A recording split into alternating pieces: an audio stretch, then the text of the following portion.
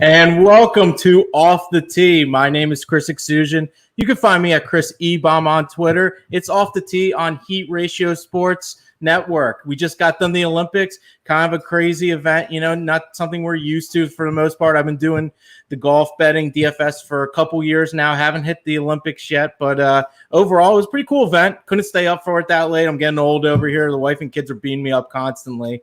But I'm excited to have my guest here. His name, Brian Kirschner. He does Tap In Birdie. He's been absolutely awesome on Twitter. Very entertaining tweets, great golf knowledge, and he's been winning on top of that. It's like the trifecta of sports golf betting. Brian, thank you for being on. I really appreciate it. I'm looking forward to the podcast. I love Tuesday night podcast. I just did mine earlier. I hope some people could check it out. I know you were in the chat for a little bit, but I really appreciate you having me on, and I'm really excited to talk about the tournament this weekend, and I think it's going to be a lot of fun. So thank you for having me on. Yeah, no problem, man. Yeah, it's good to be back in the PGA Tour swings, but I just want to gloat for a little bit. The Olympics, we did hit some winners. Once again, we're hitting those Johnny Vegas, low-end winners. Top 20 plus 140. We've been riding that for a couple of weeks. Joaquin Niemann plus 230, top 20. And then I feel like this was the value play with Paul Casey because his number wasn't that great. I was able to get Paul Casey plus 168 over Reed and Answer. So I felt like that was a good opportunity to get some good value on Casey, a guy I liked, but overall a betting number I didn't like that much. And the Olympic format was kind of weird. I think they could have did it a little bit better personally. If I had it my way, I would make the first two rounds singles, no cuts, tournament over for the singles. So it would be real crazy for betting. You could have long odds and everything else. You could take like your Sebastian Munez's of the world for like crazy odds. It's only 2 rounds. It would be amazing. And then the last 2 rounds, it would be a team alternate shot with a cut after the first round and then playing that second day for the final round. So you would medal not just in singles, but doubles. So I think it would be more of an aspect of that team nationality aspect. I didn't feel like you really got that. They just wore the shirt and that was it. There wasn't no nationality team effort. I think that's a way of kind of bringing it all together. What do you think about that, Brian? No, I have to compliment you on your top 10 and top 20 in matchup bets because that's kind of my bread and butter, and that's where I make a lot of my money. Mm-hmm. And some people, they just bet outrights every week. So I'm glad to be on a podcast with someone that has no problem betting a top 20 or a top 10 because I feel like that's a very profitable way to do it. But as for the Olympic format, I thought it was decent the way they did it. And I do like that alternate shot, like team aspect of it for the nationality. But I don't know. I kind of feel like golf is really an individual sport. So I think that it makes sense to just have one gold medal winner. But I do like your take on it that it could be 2 separate events and that you can win a gold in singles and doubles. So I think that's a good take on it. I don't think it should be purely a team. And so I think your way of thinking of it definitely makes sense. And I like that idea. Maybe they'll change it for the next Olympics. Yeah, I just feel like there wasn't a real nationality feel to it for the most part. That was like my biggest issue. Of course, I love just 4-round golf. Guys just try to play the best, make their comebacks and everything. JT missing putts constantly, things of that nature. Things I've been used to constantly every week. But I think if you put that team aspect to it, I feel like there would be a pride with it. I don't think there was much as a pride with that for the most part, except for the Australian team with their sick unis. Those things were fantastic. Yeah, those were great. They looked like unbelievable, like lifeguards just enjoying the summer. It was absolutely fantastic. Yeah. And Cam and Leash there are just poster childs for golf. I mean, them in those outfits just made it 10 times better. You put a normal person, those guys have some personality and some looks to them. So it was very enjoyable watching them. But another thing that I found so striking about the Olympics, obviously Xander won gold. But the fact that the other medal winners were Rory Sabatini and CT Pan was just like so random. And I kind of like that aspect to it where it was like these random guys, and they both came from random countries that they're not going to win a lot of medals in the Olympics. So it was really great. CT Pan was 55-1 to just medal. Like these guys were down the board, and the fact that they really competed so well for their country and that they wound up winning a medal, one in the 7-way playoff was really great to see for them. And I'm glad that it wasn't just all of the top guys at the top, and there was some randomness to the Olympics. Yeah, it's good. It wasn't all chalk. It kept it very exciting in that aspect for the most part. My buddy Adam's checking in. What's up, guys? Everything's going good, man. Talking golf, betting, DFS. You're a huge supporter of the Heat Ratio Network, and especially my shows. I really appreciate that as well. And we got a little fire coming in, of course. Your boy. Yes, my good friend Rob. Yeah, I've been watching his stuff too. A lot of good takes with him as well. But my boy Flat Mitchell, he's got a great question. Let's just start off right off the bat. Let's get real crazy with a little rising and firing. What do you guys think will shoot the lowest round at the WGC this week? Brian, what do you think? Look, I mean, these are two guys I'm betting. I can only pick one. So if I had to pick one, I honestly do think it will be Louis. I do think that Louis is primed for an unbelievable week. And I know I love him and I'm biased towards him. But there's a difference between winning an event and having a stellar round, which he always does. Mm-hmm. So I'm going to say Louis will have the low round of the week.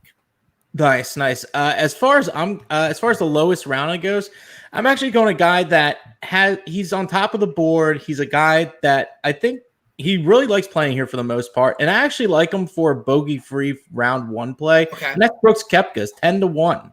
A guy you don't really get a whole lot of value with. I feel like he's going to play real hot here early. I don't know if he's going to lead after the first round, but he's been putting really well, striking it real well. The driver's been excellent as well, and I think 10-1. Bogey-free round. I feel like why not? You sprinkle a little bit on that, and I think that gets your week started off right. No, I like the bet. If you're coming on the pod and you're talking that you like Brooks, I mean, we're on the same page already. I mean, I love Brooks this week. I mean, what's not to like about him? So I think that's a great bet, and I think these bogey-free round bets, they don't have to win, and you're still getting win odds on it, 10-1, more than that. So I think that's a great bet to look into. And I think Brooks and Louis, they're shoo-ins for lowest round of the week or bogey-free round. So I think those are great bets this week. Yeah, absolutely. And it's just so funny. Speaking of bogey-free rounds, everyone bashed JT last week, and he went par throughout the entire round. So if you were able to play that, you could have made some as well. I was looking for it a little bit, but it wasn't around for the Olympics. They knew better, these books. Yeah, we don't beat them up too much. They're hurting. Yeah, no, that JT round, it was really striking to watch because it was like he had these 6 feet birdie putts and then he just tapped in par. Like, it wasn't like he was like lagging it up there for par every time. Like, he had some really solid birdie looks and like he just couldn't convert anything. He still finished decent, but it was true. Like, and Thursday, that's when everyone was watching. So for JT to make 18 pars off, I don't know how many greens in regulation he hit, but it was truly interesting to see. And the every par, every hole is very hard to do, honestly. Yeah, for sure. But I'm not going to let him break my heart. I took a small flyer on him at 50-1. I couldn't help myself. I jumped on a couple of live guys like Hideki at 20-1. I was able to see him at. I'm like, he's in his home country. We know how hot he can get. That putter kind of cooled off a little bit for the most part. But yeah, so the Olympics, it was a great atmosphere. Of course, I couldn't hang for the nighttime, but it is what it is. That's what DVR is for, to see it during the rest of the time. But as far as TPC South wind goes, it's a par 70, 7,200 yards, Bermuda grass greens. Stats I feel like are going to be important here are good drives, and what that is either hitting the fairway, and if you don't hit the fairway, getting out of that rough and getting those GIRs. So it's kind of a mix of the both. Like you do well. If you don't do well this go around, then the second time you're going to do good. Total driving, I think, is going to be important as well. That's including distance and accuracy as a combination. And strokes gain approach. I mean, that's just the norm. You got to be a good striker at these courses. GIR percentage, and finally, strokes gain putting Bermuda greens. The thing about strokes gain putting, I usually tend to look at those guys that have been putting bad as late, but it seems like as the tournaments have been going on, these guys have been continuously putting good that have been putting good. What's your opinion on the whole putting scene? I think that what you talked about with, I think, driving accuracy and hitting the fairway is an extreme premium this week, and I think it'll be very important to look at. But in terms of putting, when you look at the winners here, and last year, JT, who's obviously not notoriously a great putter, he he lost like 0.2 putting, and then you look at a guy like Brooks, he gained a bunch when he won here. So I don't think that you have to be an unbelievable putter to win here, because of some of the winners here have not gained a lot of putting. Right. So, but I obviously want guys that putt well on Bermuda. I mean, everyone can look on Fantasy National and see these best surfaces for these people. So I definitely will think more highly of somebody if Bermuda is a good surface for them, and if they've shown consistently that they can putt well on Bermuda. So I think it will be definitely important this week. Yeah, absolutely. So I'm looking at my betting card here. Typically, I rise and fire a lot, and I especially did it this week. I got a million bets. I'm not going to lie. Awesome. It's gonna get really crazy over here. If you watch the show, which I know you've tuned in before, I always lead off the show leader after first round. It's my lottery ticket. It's the one that gets you the free roll for the rest of the week, and pretty much that's what I'm looking at here. There's 3 guys I'm specifically looking at. First one is Max Homa at 80-1. He's been really solid on small Bermuda grass green events during the first round, including last year at the St Jude and the RBC Heritage. He's gained over 2.5 strokes game putting in his last 3 of his last events with these kind of greens. And his strokes gain stats and ball striking stats have been really good for the first round in this kind of scenario. So I really like him here at 80-1. Joaquin Niemann, 40-1. He's 6th in the field in good drives, 3rd in GIRs, and 1st in rounds in the last 24 rounds. Putter has been really good, as we've seen before with Niemann. He's been draining a lot of putts, and I feel like he can score real low here. And to step away from the analytics, I really like Scotty Scheffler, 28-1. He's a guy that's been playing so well in these big events, and he can run up birdies left and right. I do a lot of analytical stuff, but I'm kind of going with the analytical and the eye test, because you can do all the analytics you want. Sometimes it doesn't work out. We watch these tournaments every week, Brian. I mean, we see these guys play. It's not like we're just not watching golf. We see these guys play, and we know how these guys have been playing, how they've been rolling. And it's more of a gut feeling, more of an eye test, if you will. And I think Scotty Scheffler can definitely run up the score here. So at 28-1, I do like him here as well. No, I think those are some solid bets. And I think first round leader bets are good because, like you said, they give you kind of a free pass for the week, and the guy doesn't have to win. So it doesn't have to be like they have to do it for 4 rounds. They just need to put a good Thursday together, and you cash a big ticket on him. So yeah, I'm looking forward to some first round leaders. I'll give 3 quick. Yeah, now we're talking. Okay. I do like Corey Connors for a first round leader play. I've won with him before. I think Corey Connors is a great example of someone that hits a lot of fairways, hits a lot of greens, which we've talked about is very important this week. So I like Corey Connors for a first round leader. That's 45-1. I'm not going to go super deep on the board, and I'm not just saying this because I love him, but I do think Louis is a good first round leader. Oh, Louis fantastic, yeah. And so he was first round leader at the US Open, and he was first round leader at the 3M, or he was up there. Again, we're talking about a guy that might not be able to win on Sunday, but he can put a low round together on Thursday. Top 5 after round 1 for Louis is plus 450, and for Corey Connors is plus 900. So I think those are good bets for the week. If you want to get a little action on Thursday to build up your bankroll, so you have a kind of free ride for the week. Absolutely. And that, I tell people this every time I'm on shows or radio or anything like that.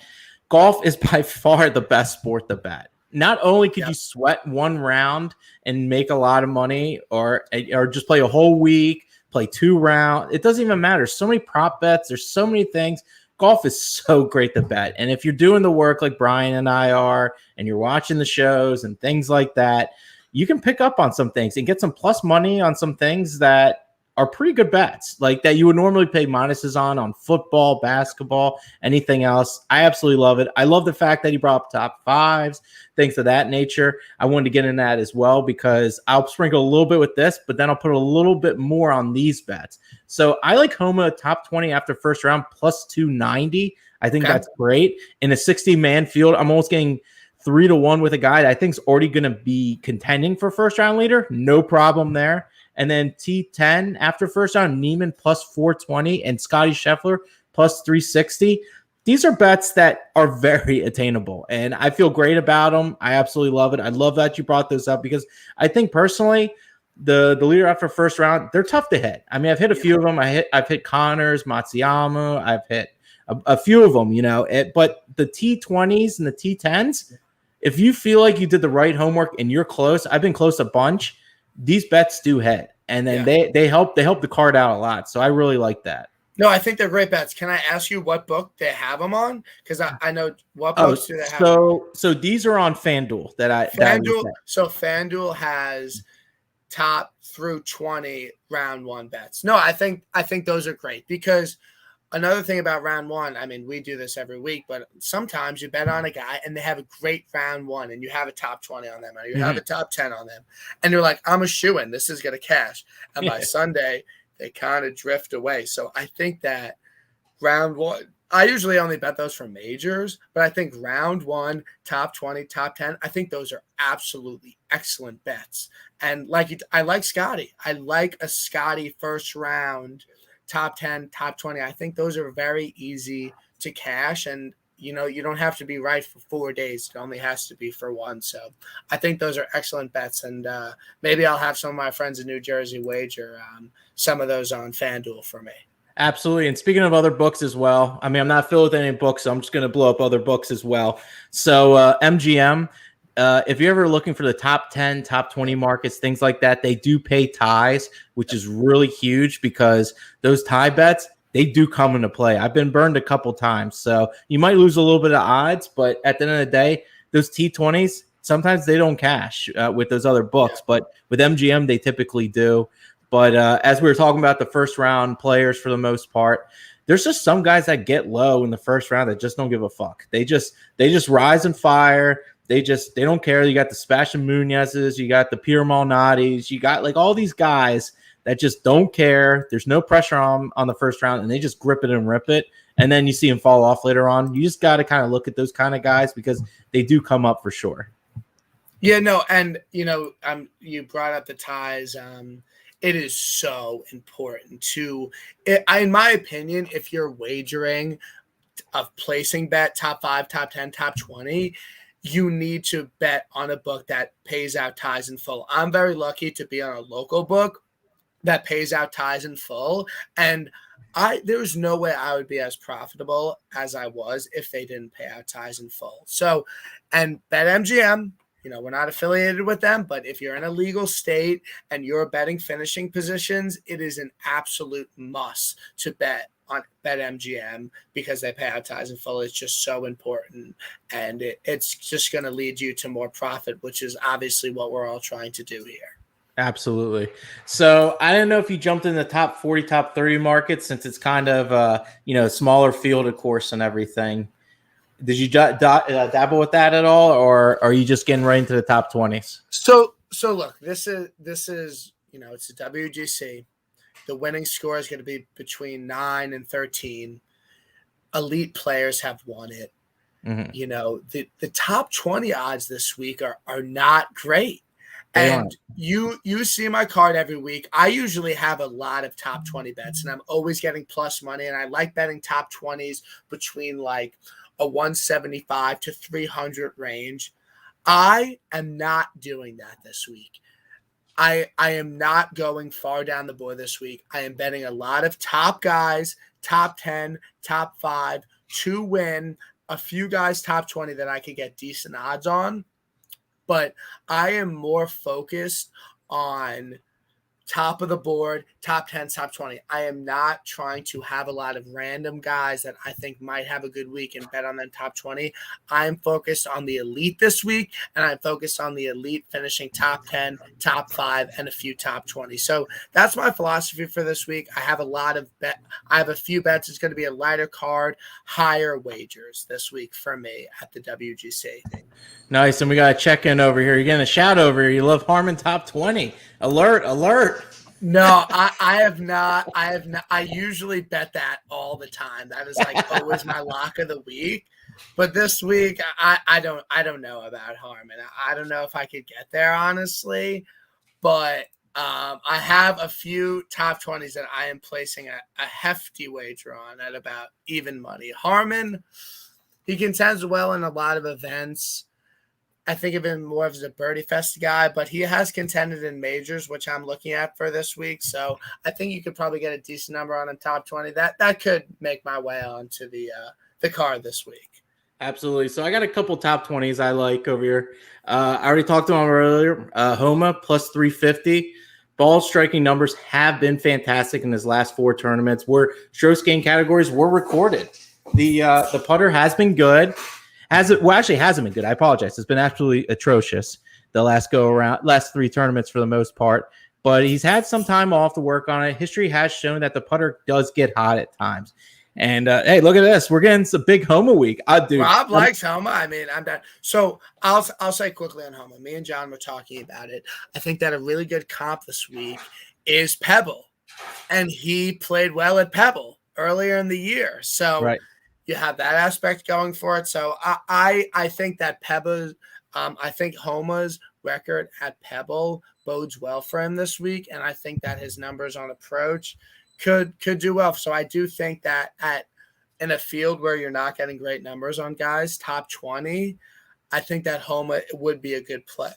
Top 20 this week. I think he could have a decent week.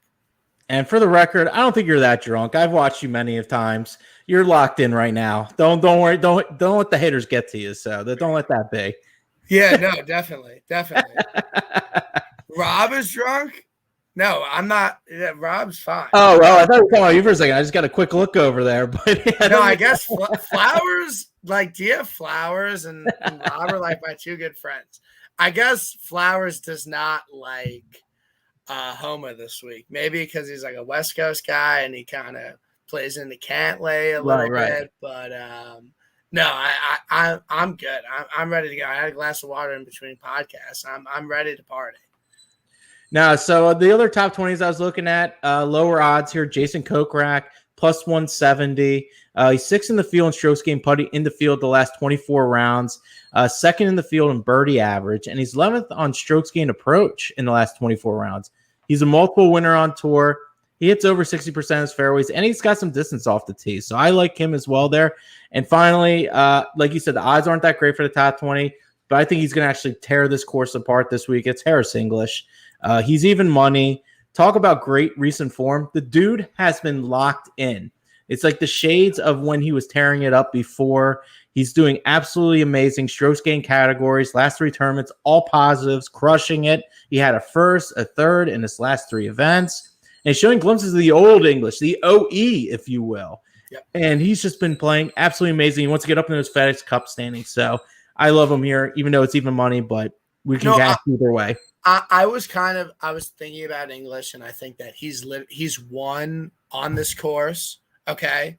He's won on this course, and he's playing some excellent golf. He's obviously coming off a win, and he's obviously coming off an excellent finish at the US Open. And I think that looking at major records is very important this week. So I think Harris kind of makes sense this week, given the fact that he's contended in majors, which this is kind of a major light. So the only top 20 that I've wagered on my local book at literally even money, I placed about 1.5 units on it, so like a pretty big wager, is Scotty Scheffler. I do think that at even money, I'll bet him top 10 too, but I think Scotty Scheffler is an excellent play because he has just contended in every single major. He's played well at WGCs, and his sweet spot are events where the winning score is about 9 to 13. So I think that's every reason in the world to like Scotty Scheffler this week in DFS for a top 20. So I placed a hefty wager on him top 20 at even odds. No, I love it.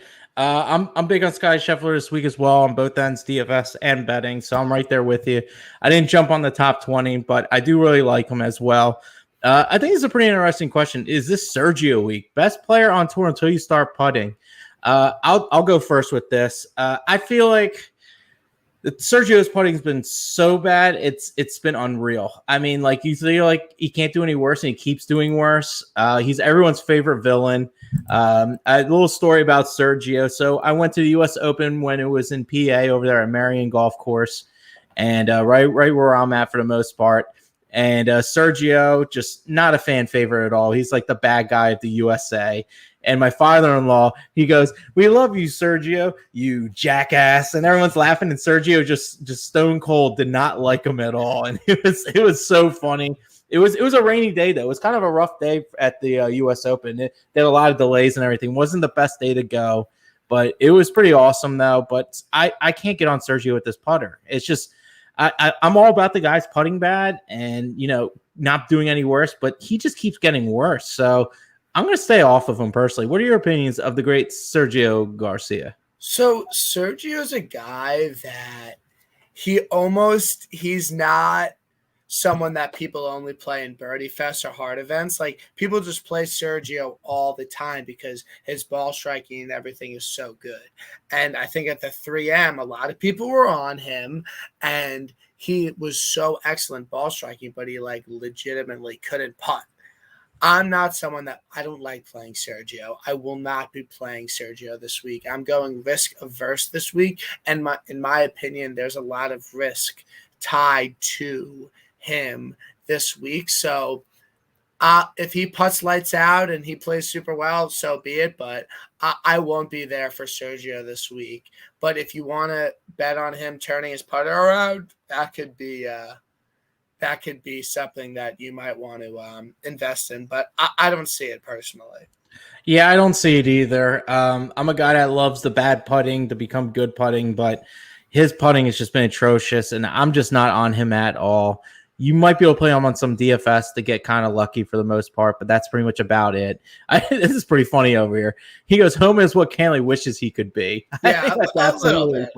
We're Flowers. He's the biggest Cantley guy in the world. But I just want to let you know, I have the ownership just came out on Fanshare Sports.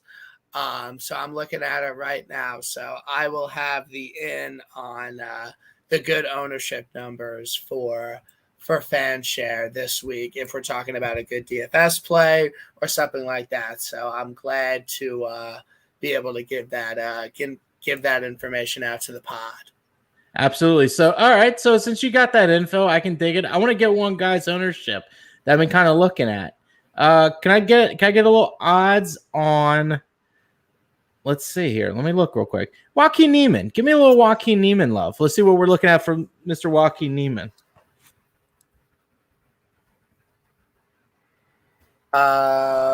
So Niemann is sitting at about 10% ownership, 9.7, which is not that's bad. A good little wheelhouse. That is not bad at all for his price range of 8,400. I think that sometimes when guys get into the 8K range and they're super chalky, they don't always pan out as well as they should. So I think that's actually a pretty good ownership on Niemann this week. I think that he could be a really good guy to plug into your lineups and make some profit with on DFS this week. Yeah, absolutely. So I want to get in the top 10. I got a few top 10s here. Scotty Scheffler, you talked about him. I'm playing him top 10, 2-1. Number one in total driving. That's distance with accuracy. He's third in the field in the last 24 rounds in birdie average. He's had an 8th, 7th, 3rd, 8th in his last 6 events. That's outrageous. This dude is bound to win. It's only a matter of time. And he's done everything right. And you know what? This could be his time. And I know that top 10 is going to cash. I love that 2-1.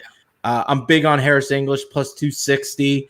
You're getting great value with a guy that's been playing unreal right now, playing great golf, which I don't think really stand out to the average golf viewer for the most part. I think he's kind of laying in the weeds there, and I think 260 is good. And I just talked about now, I like Joaquin Niemann plus 3.5 for top 10. Since 2018 on small Bermuda grass greens, he's had outstanding approach numbers, which leads to high percentage GIRs. And he's been the best strokes gain approach and strokes gain ball striking numbers in the field with these kind of small greens since 2018. That's many years of playing. Since 2018, he's got the best numbers there. He's also been fifth tee to green and with these kind of greens, and he's been putting the ball roll up well late, which you need a good putter, of course, to win these kind of events or to contend. And he's been great in all strokes gain categories, especially in the Rocket Mortgage, the Olympics. He was all pluses across the board. Recent form is great. Give me that Joaquin Niemann plus 3.5 to 1. No, I like that bet on Niemann. I think you're actually kind of selling me on Niemann with his results on small Bermuda greens, and he's just been playing well. And I think that's honestly a good bet. And the guy doesn't have to go out and win, but he can just contend and have a good week. And I think that's a very good play. And Scotty, I placed the top 10 on him. I think it's a good bet. I like it. So you know Chad Icar, right? Yeah, yes, okay, of course. So he won on Camp Champ, but he placed it on an offshore book. Sure. And he needs to wager about like 1,500 more so he can withdraw the money. Yeah, it's the old offshore book thing. Yeah. So we were talking about it. He needs to play some hefty wagers, and I gave him some hefty wagers that I think he could play. So these will be on my card. I placed a lot of money on them. I think they're absolute locks, and I think that you should bet a lot of money on them. But I think Louis and Brooks, top 10, are the absolute best bets you can make this week. These are two guys that have contended in every single major that's happened this year, all the big majors that have gone on. And these majors are similar to this week where you have to hit the fairway, you have to hit the green, they're higher scoring. And these guys both have excellent course history on this exact course. So you throw in the recent form, you throw in the major record, and you throw in their course history. These guys are no-brainers to bet top 10 this week. So I have a Louis top 10 at plus 160. I bet a lot of money on that. And then I have a Brooks Koepka top 10 plus 145.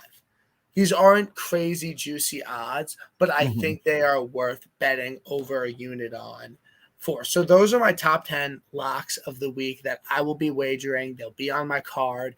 I've wagered a lot of my own money on it, and I love those bets this week. No, I hear you. And the Brooks Koepka, I think he's going to do really well. His value isn't the best in the world, but I can understand why you want to play him. And if you're betting him big, why not for the most part? Because they are good bets. It's just I'm going to play him more DFS. I'm not going to lie, because I think he's just a great DFS play. I think he's going to. He's the highest owned guy this week. I'm just letting you know. I don't really care. It doesn't matter. You don't care because you know he'll perform, and that's what we're talking about with these top 10 bets. You know that he doesn't have to win, but he will be in it on Sunday, and he will be in the top 10, and he will cash for you. So that's why I love those bets this week, and that's why I'm betting a hefty wager on both of them, because I love it, and I know that these guys will perform. Absolutely. And I got my man Flat checking in. He says, Cam Davis for DFS, 6,900 guy, no cut field, and he scores. Is this a good value? I think this is almost a trap at this point.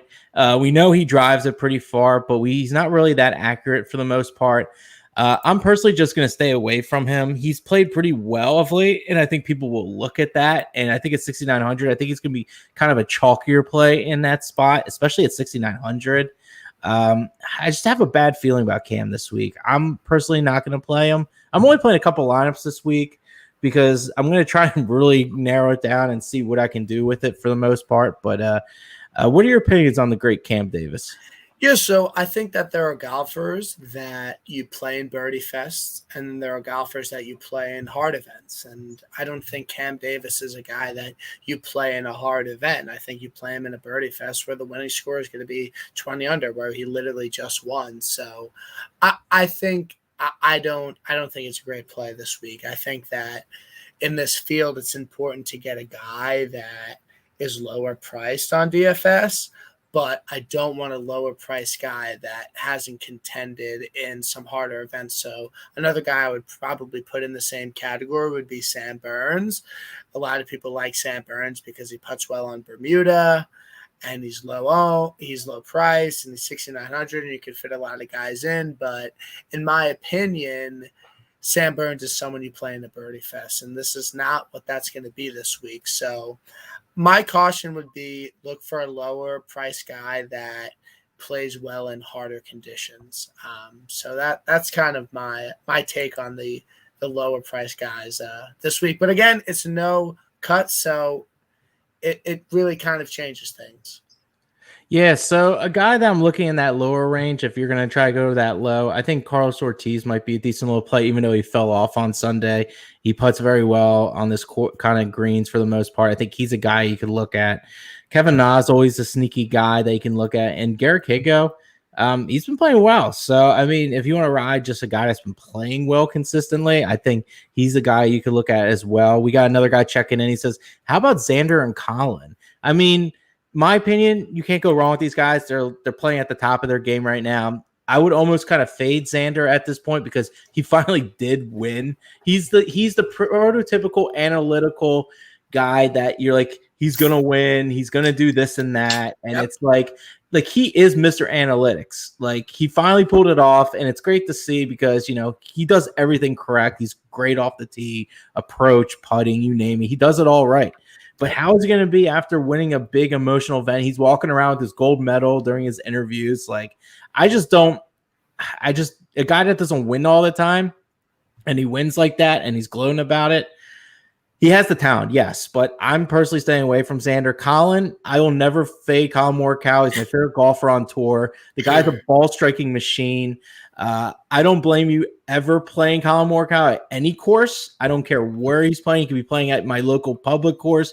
He could be playing over at Bethpage Black. It doesn't matter. I think the dude is an absolute monster. He's a killer instinct. And, he played hard in that playoff for the bronze medal. He didn't have to. He's freaking Colin Morikawa. Like, he's won majors. He's won so much. He's an absolute monster. I can play Colin any day of the week. So if you want to play Colin, I'm all for it. If you want to work your lineups with it, you want to bet him top 10, win, whatever. I never hate Colin Morikawa. I'm sorry. I just don't. Yeah. No, the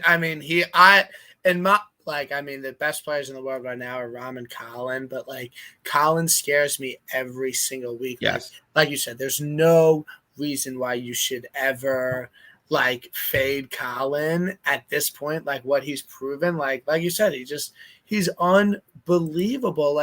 He's fairway green. He does whatever he wants with his irons. And he scares me a little bit because, everyone's talking about this week with these WGCs, and he's already won one this year, but elite players win them. It's DJ and it's JT and it's Brooks and it's all these top guys. Now Colin is a top guy. Colin is a top guy when we do this podcast in 3 years and we talk about recent results from WGCs. Colin's going to be the guy that wins a lot of WGCs because he's that good and elite players win them. So I totally understand. He's 16% owned. He's pretty high. He's pretty down there, but people are playing him because he's good every single week. And when we're talking about major conditions, we're talking about higher scoring. I mean, he fits that mold. It makes perfect sense. So I have no problem playing Colin this week if you can fit him into your lineup. Yeah, absolutely. And I think when you look at these guys, they're kind of low odd guys. I think they're the best to attack for the matchups because you can find really good opportunities with that. And leading into that, I want to get into actual matchup plays. I have a couple matchup plays that I do like. The first one is Patrick Cantlay, minus 122 versus Bryson DeChambeau. Bryson's a guy, we all know he bombs it, but he's not accurate. He wants to beat the course and, not conform to the course. That's his style. He wants to dictate everything. And I don't think Bryson could dictate this course. There's a lot of water, a lot of sand. His ball striking numbers his approach numbers haven't been the best. And Cantlay fits this kind of course. He's great on small greens.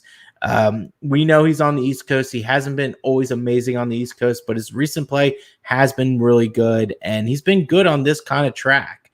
And Cantlay minus 122 with a guy, Bryson, I want to fade. I have no problem laying that juice. And I actually got a guy with plus money. Harris English, I talked about him a bunch. Plus 115 versus Justin Thomas, JT. The guy does pretty much – he hasn't been great off the tee. He's been spraying it all over the place. The approaches have been good. The putter has been atrocious. Harris English has not done any wrong.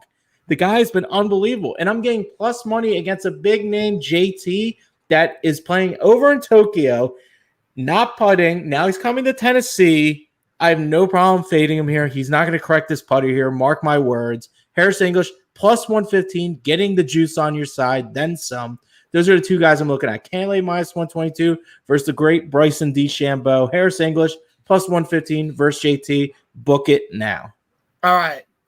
I just pulled out my book. I got two matchups that I like this week that I will be betting. The first one I like this week is a guy we already talked about, and it's Scotty Scheffler minus 120 over Webb Simpson. In my opinion, Webb Simpson, a lot of people might like him this week, but I just think that his recent form hasn't been that great, and he hasn't contended and shown great results in events in a long time. So, I mean, minus 120, that's not laying that much juice. And like we were talking about, Scotty is such a shoo-in for like a T8 finish this week that if I'm betting a matchup and I'm almost positive someone's going to finish that high, unless Webb has some unbelievable week, right, he's going to win. And if that happens, I can live with that. And another matchup I like that I just looked at is a guy we're just talking about fading, and that me and John were talking about that we like, is Billy Horschel minus 135 over Sam Burns. So I gave my reasons before about why I don't love Sam Burns this week and how I think he plays best in Birdie Fest, and this is not going to be that this week. Right. Billy Horschel, he's already won a WGC this year. He has good course history here. Like he's played well at this exact course, and at the WGC at Concession, he had a top 5 finish. So I think that is the perfect narrative on both ends. You have a guy that plays well in tougher events at WGCs, and you have a guy that plays well in Birdie Fest. So I do like Billy Horschel on Sam Burns, and if you don't want to lay the juice, you could get him minus a stroke and a half at even money. So those are my two favorite matchups for this week. No, I like the Billy Horschel play. He's a guy I've been eyeing up on DFS. I think he's going to be an excellent play there. Can you give me a percentage on the great Billy Horschel? Because I think he's going to be an awesome play this week. I'm probably going to fit him into my lineup this week. 11.6%. That's a little high. A little high for Billy. Because I think that his course history and his just known for playing well in WGCs factors into that. So 11%, that's not that high. I mean, he's pretty far down on most collections. I thought he would have been a little lower. I'm not going to lie, because we haven't talked about him in a long time. He's kind of hasn't had the name out there. The only thing he's been doing is like rolling up his pants and getting in the water and hitting balls and stuff. That's the only coverage he's been getting. But he hasn't had excellent recent form. I definitely agree with that. Yeah. So to win, who's going to win this event, Brian, in your eyes? Look, I really do believe that like Louis will win this event. Like I just think that it doesn't have the pressure of a major, but it has the same characteristics of a major. I just think that he's going to be in it on Saturday and Sunday. I think that the winning score is perfect for him. I think that It's about hitting fairways, and it's about hitting greens, and it's about making a few putts. And Right. I just think he could do it. I think that if he can finish top 5 at the 3M, which is a pure birdie fest, that he can really contend this week. But the only 2 outrights I have placed are on Louis and Brooks. I'm obviously saying Louis because of my heart, but I think your 2 winners this week, they've contended in every major, will either be Louis or Brooks. That is my take for the week. No, I hear you. I like Brooks. I'm not gonna lie. I think this course fits him very well. I think he's gonna feel real comfortable here. It's hard for me to take him 12-1, but I get why you take him because he's gonna be that good. He's kind of my guy that I'm gonna play live. If he ends up slipping just a little bit, and you can get him around 20-1, maybe, then I might take a little dabble with him. There's 3 guys I picked. King Louis was one of them. I was able to find him at 22-1. He's been doing everything great, like you were talking about. He's been so close for so long. The putting was outrageous. That 3M Open tournament you're talking about, I swear to you, I tweeted you. He made like 70 feet worth of putts on PGA Tour Live. I'm not even joking. I think he hit like a 40-footer, and then he hit like a 25-footer. He just was hitting everything. He was unconscious, if you will. He puts and his misses from 12 feet burn the edge. He doesn't miss putts by a lot. So I love, and I'm so glad you bet it. And actually, a lot of my friends in the industry are like, dude, I like Louis this week. I'm betting it. I'm like, dude, I love it. I don't even care. Usually some people are like, oh, I don't like when everyone's on a bet. I'm glad that people are coming around to it. And I would want nothing more than a Louis community win this week. No, absolutely. And you know what? And I played him top 10 for the, I did the Jordan Spieth, and I did the King Louis top 10 at the British Open. I didn't feel like they're going to win, but I knew they're going to be close. This is the week I actually think King Louis can pull it off. I'm not going to lie. And I don't normally bet him to win. I never do. But this is the week I'm putting my chips in right for him right there. We talked about him before. A guy that hasn't won yet. Scottie Scheffler, 31-1. I was able to find him on FanDuel. I talked about him the entire show. The guy does a lot, and he does a lot of good things well. And he's been so close. And you always wait for that one guy. He's been close. Once he starts winning, they start rolling, and then you start talking about him. This could be a Scottie Scheffler week. I don't want to miss out on it. So I'm going to play 31-1 on him. And for my longer shot, another guy that hasn't won in a long time that, he played against Harris English in a playoff. He was over at the picnic table with his boys Sergio and the girls. Yeah. And he was just like, oh, whatever. I could beat Harris English. And Harris English just smoked him on those playoff holes. Give me Joaquin Niemann 50-1. The guy's been putting great. He's just all the numbers I gave you. This is my long shot, 50-1. He could come through here. WGC, will this become the maturing win that he needs? He has all the talent in the world. The dude is an absolute monster, and the putter has been fucking rolling. So the 3 guys I like, Scottie Scheffler, 31-1. I found him on FanDuel. King Louis, 22-1 on FanDuel. And finally, Joaquin Niemann, 50-1.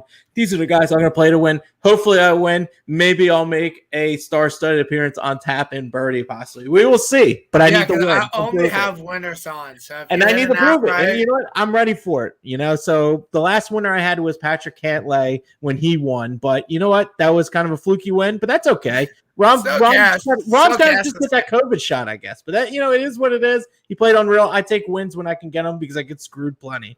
But these are the 3 guys I like. Yeah. So let's roll with them. Yeah, no, I think those are great picks. I really like those, and those make a lot of sense. And I'm glad we're on kind of the same wavelength this week, and we have a lot of similar thoughts on golfers. I think that's definitely a good thing. Yeah, I think it is too. And I think we're going to be able to cash real well this week. Feeling unbelievably good about this. Like I was at the 3M Open, get a lot of good cashes like that. But I wanted to jump into the DFS world with you over here. I'm going to give you a salary category. I want 1 play, 1 fade. I want your opinions on them. I'm going for the top of the board right off the bat. Morikawa, Schauffele, Koepka, Spieth, Johnson, and Rory McIlroy. 1 guy you got to play, 1 guy you got to fade. Who you got for me, Brian?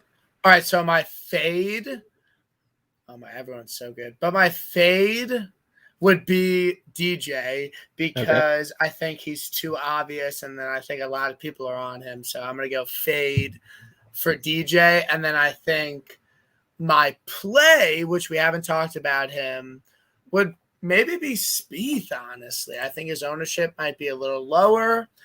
And no, he's like 18%, but he's pretty high. So, but I do they're both around the same ownership, but I do think that Spieth is a better play than DJ for the fact that it's less obvious and that it's less touted. So that is my play and fade for the 10K range. Yeah, so I mean, I think Koepka's perfect here. I think he, like you said, you love him this week, rightfully so. I don't care about the percentage because I think he's going to crush it anyway. You're going to need him in your lineup this week. I think he's important there, and I'm okay with the DJ fade. I think you might get some sneaky ownership that ticks up through the week. Everyone talking about as him being a dark horse. I think that number goes up higher than people think, so I have no problem fading him there. I'm going to get through the 9K range. We got JT, my boy Victor Hovland, your boy King Louis, Bryson DeChambeau, Hideki Matsuyama, Patrick Cantlay, Daniel Berger, Scotty Scheffler, and Paul Casey. A play and a fade. What do you got for me? So my fade is Victor Hovland. I know you love him, but Victor Hovland's somebody that I think that doesn't make the money that people like to spend on him because I know he performs well, but I don't know if he always lives up to his ownership and his price and everything like that. So I'm always very happy to fade Victor Hovland. Okay. And obviously my play would be Louis. I think that in DFS, you just need guys that are going to finish high. And in golf, there's very few sure things. But in my opinion, Louis in these, even in every event, he just does so well. So I think that if you just want points on the board and you want a guy in the top 10, it just has to be Louis this week. I will play him in every single lineup. You have to play Louis this week. So who is your play and fade in the 9Ks? I couldn't agree with you more. King Louis is a guy I would like to play. Honestly, I'm gonna be honest with you. I fucking hate Daniel Berger. I'm always on the wrong end of that bastard. It's him and Abraham Answer. I'm never right with. So fuck those guys. I'm never playing those guys because I don't care the short little hits that Daniel Berger has. I really don't care. I'm over it. Abraham Answer. Forget about it. But the guy I'm going to fade, I talked about before, I just don't think Bryson's going to do well here. I think he's going to get in a lot of trouble, and this course is going to be tough, and I think he's going to try and overpower it. Yet he's had so much mess with the caddy situation and the TV stuff and the Brooks stuff. I think all this stuff's been really hurting him, and I think he's not in a good place, and this course is not a bomber's paradise by any means.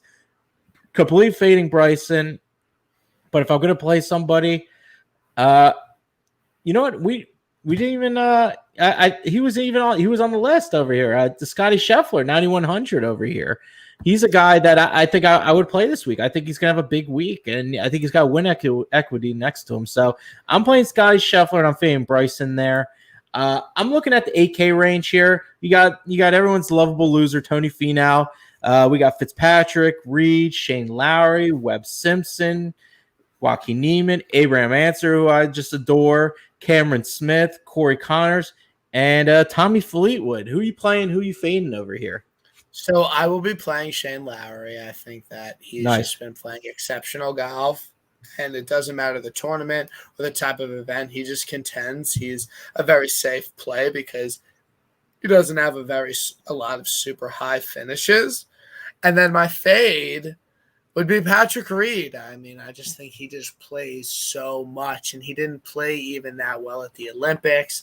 And I just think it's too much for him coming back from Tokyo, playing like 5 events in a row. I think that and I'm sure he's going to be low owned, but I think that would be a good fade in the 8Ks for me would be Patrick Reed. So I'm with you on the Patrick Reed fade. He's been traveling the globe like crazy, like a globetrotter over here. He's just been out of control, and God bless him. He's just, he's trying to do his part. He's getting the Call of Duty over here, and he's doing everything he can for the most part. But the guy I'm going to play this week is Fitzpatrick. I really like him this week. His putting's been real solid. I think he's going to get kind of overlooked this week. I might be wrong, but he's been great off the tee. His approach numbers haven't been the best of late, but his putting numbers are great, and he putts really well on this surface.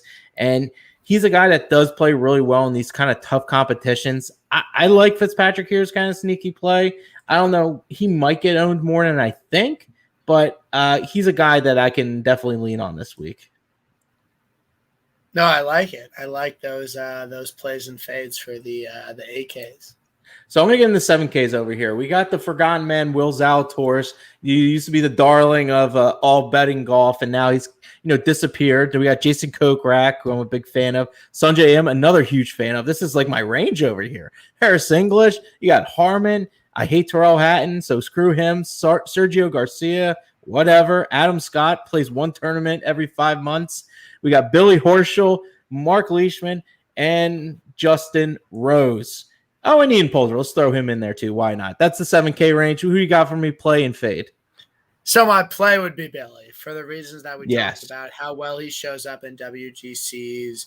His recent form might not be excellent, but I think that his history in WGCs means something, and I think that this would be a week that he will finish well.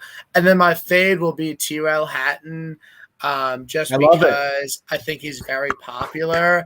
And again, a guy that never lives up to the expectations or the amount he's bet is Tyrrell Hatton, because his approach numbers are great and he has all these things going for him, but then he never pans it out into a great finish. And I think his best finish in a really long time was at the Palmetto, was a pure birdie fest. So that's not going to be what it's this week. So I am fading Tyrrell and I'm playing Billy Horschel in the 7Ks. I love those plays. I'll be honest with you, because I hate Terrell Hatton. So that's fantastic. It's already a huge fan of the pod already. So that's already great. You're already fading Terrell Hatton. I'll fade him with you there. But I like the Horschel play because I'm going to be playing him. But I'm going to go a little different. I talked about him before. I'm teetering both guys, but I'm going to go Harris English. He's just been too good. He's just been way too solid. Like, his numbers are crazy. Like, I don't think they're degressing at any time soon. He's just been playing great golf, and he's going to be like a sneaky play when it comes down to, that FedEx Cup championship over there. He might be able to sneak in there and make some noise there. I think he needs to do really well here, and I think they'll boost him up even more to get him in that spot. And Harris English has been fantastic. So I'm playing Harris English, and I'm fading Terrell Hatton because I can't fucking stand him. No, that's good. I think that I'm glad we're on the same page about that range of golfers. So we're going down to the final, the bottom feeders over here. We got Mr. Sam Burns, No Sunday himself. We got Cameron Davis, Matt Wolf, Kevin Kirschner, Cameron Champ, Max Homa, Carlos Ortiz, everyone's favorite lefty, Phil Mickelson, McIntyre, Lee Westwood, Ryan Palmer, Stuart Sink. We're going with the old heads over here. Kevin Na, Si Woo Kim, Lucas Glover. Oh, man, this list is just getting crazy. I'm going to just stop. It's going to keep going like mad. I assume you have the list in front of you. Give me a player fade in this low range so some guys can cash in on this. So my fade, like we talked about, would be Sam Burns, because I don't think that like we talked about, he doesn't do well in harder events. He does well in birdie fests, and this place has shown that you don't need to putt excellent to play well at. So I think even if he putts well on Bermuda, I don't think it's worth it this week. I think my favorite play in this range would be KH Lee. Oh, nice. Just because he just plays so excellent at these TPC courses. And I know they're not. Nice. He usually does better at Birdie Fest, but I just think for the trend, I mean, if he finishes T23, I'm happy with that. 100%. So I think that he could play well this week. And in a no-cut event, I think that this is a place where he could really do well. And just the fact that it's a TPC and his price, I think it's a must-play for me. No, absolutely. Didn't he win the Players over there back in the day? I believe he won the Players. No, KH Lee won. Didn't he win the Players? No, he didn't. That was Siwoo Kim. Oh, that was Siwoo Kim? Oh, okay. But KH Lee won earlier in the year at a TPC course. Oh, okay. And he had a T9 at the 3M, which is a TPC course. So it's been a thing in the industry. KH Lee at TPC courses. No, absolutely. I swore I thought he won like a random like big event, but I guess not. But as far as the fades and plays, I'm fading Stuart Sink. I had enough of him. The gas is officially out of the tank for my man Stuart Singh. He's fucked me so many times these last go-arounds. He's got these great strokes gain category numbers, and he has good chances at the 3M Open and things like that to play really well, and he's just shit the bed. So forget him. I'm fading him all day. There's nothing left in his tank. He's done. If I'm looking someone to play right here, I'm looking – you know what? I got a weird feeling just on a hunch, on an eye test. Give me a little Ryan Palmer. I mean, he's a guy that has done well before. He hasn't been good of late, okay. But you know what? I think he's definitely worth a flyer in the 6K range. He's a guy that can play well at some courses. And I think he's definitely worth a flyer.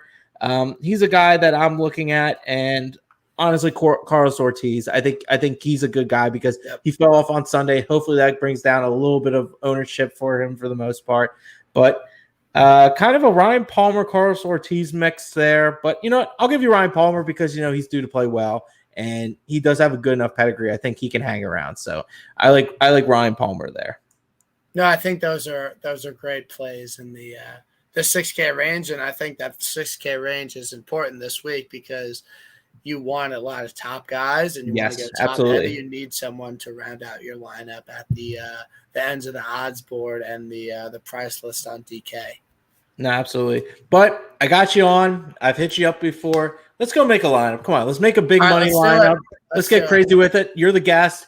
You pick your guy. I don't care what the salary is. Let's get crazy. Start with Louis. Yeah, I'm starting with Louis. King Louis, no problem. I'm down with that. King Louis. So we got an 8,080 average. I don't care. Give me Brooks Koepka. I don't give a shit. All right. 7,450 average. All right, so we're moving down. All right, we're getting a little crazy. I know we haven't talked about it. Okay, so Billy at 7-1. I'm doing this, so I'm all right, Billy boy. So 7,100 that we boost up to 75,600. I'm going to my man Harris English at 7,600. I think he's going to play well. I figured that's where you would go. Now we're at 7,550 right here. Who do we got?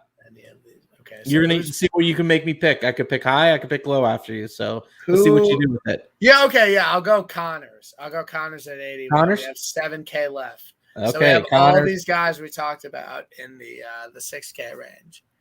Okay, here we go. Got to put our money where our mouth is over here. Let's see. So the 6K range. Let's see. So, all right. Let's see.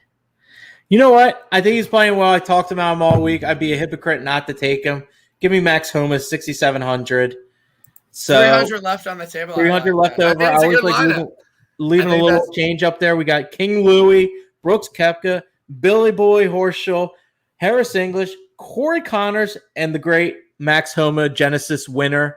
I absolutely fucking love it. I think it's a good lineup, man. I think it's a really solid lineup.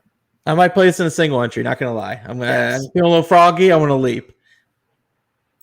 Yeah, no, I think it's a good lineup. I think it's really solid. I haven't made a lot of lineups this week. I've been busy with work and I've been focused on my bets, but I think that's a good little lineup. Might be some high percentage ownership, but I think it could work, honestly. Yeah, sure. I mean, but a cash out's a cash out at the end of the day. So I'm gonna take this picture here. We're ready to roll, so I can put that in later. Usually I make my alarms a little early. I'm doing a little different this week. I'm gonna do them Wednesday night. Let everything marinate. I watch my shows. I do my research. I see my good people, the gambling Twitter. I'm soaking in the information. I'm giving out the information. So that's what I'm trying to do here. And I'm gonna make my lineups on Wednesday. I got pretty good with my little jock market play with who the hell did I have, man? I had the big bomber Keith Mitchell. And he went off crazy before the Olympics, and I made some good money on the stock market for him. So that was good as well. So we're going to see what I do with that on Wednesday.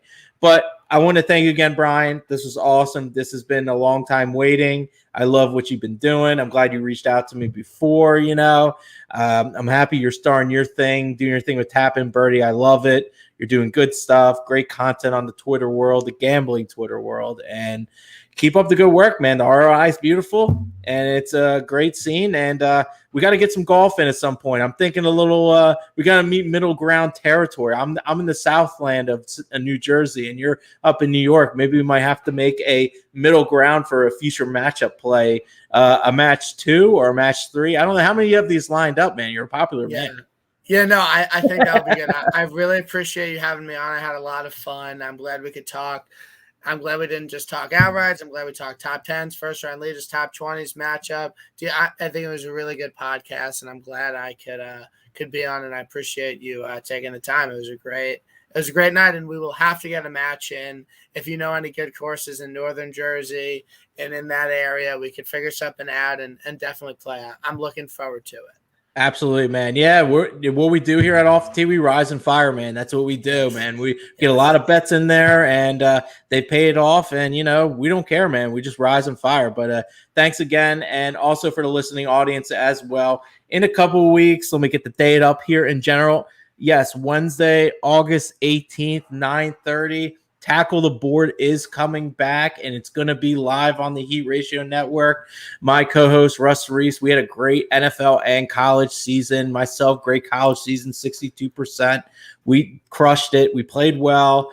We're going to be covering NFL DFS, college. It's going to be a great time. Questions will be brought in. But, we'll be handicapping the card left and right, man. I'm all about those ESPN 5 games with the camcorder, man. I crush those fucking games. So we're going to keep that rolling as well. But be on the lookout. August 18th, 9:30 p.m. Tackle the Board will be coming live for the football season. Thanks again, Brian. He's on Tap In Birdie. Great Twitter follow, no doubt. Thanks again, guys. Let's rise and fire. Let's go make that money. Thanks for having me on. It was a great show. Absolutely, man. Thanks for coming on.